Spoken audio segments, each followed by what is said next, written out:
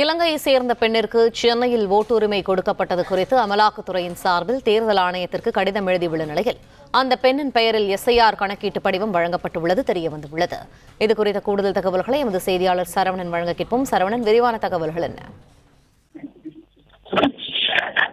இலங்கையைச் சேர்ந்த பெண் மேரி பிரான்சிஸ்கா லட்சுமணன் என்ற இந்த பெண், இவர் 2019 டூரிஸ்ட் விசாவில் இந்தியாவில் அப்படியே சட்டவிரோதமாக இங்கே தங்கிவிட்டார். பிறகு இவர் தடை செய்யப்பட்ட அமைப்புக்கு நிதி திரட்டியதாக கியூ பிரிவு போலீசாரால் கைது செய்யப்பட்ட பிறகு இந்த வழக்கு என்ஐஏவுக்கு மாற்றப்பட்டு தற்போது வரை இந்த பெண் சிறையில் இருக்கிறார். அது மட்டுமல்லாமல் அமலாக்கத்துறையும் இந்த சட்டவிரோத பணப்பரிமாற்றம் நடந்திருப்பதாக விசாரணை மேற்கொண்டு வரக்கூடிய நிலையில்தான் அவருடைய ஆவணங்களை சரிபார்த்ததில் இவருக்கு தற்போது வரை ஓட்டுரிமை இருக்கிறது. தேர்தல் ஆணையத்தினுடைய இணையதளத்திலும் அந்த ஓட்டுரிமை சரிபார்க்கும் பொழுது ஓட்டுரிமை இருக்கிறது என்பதை குறிப்பிட்டு தேர்தல் ஆணையத்திற்கு பிளே ஸ்டோர் மற்றும் ஆப் ஸ்டோரில் இருந்து பாலிமர் செயலியை QR கோடு மூலம் பதிவிறக்கம் செய்யுங்கள். செய்திகளை உடனுக்குடன் பெறுங்கள்.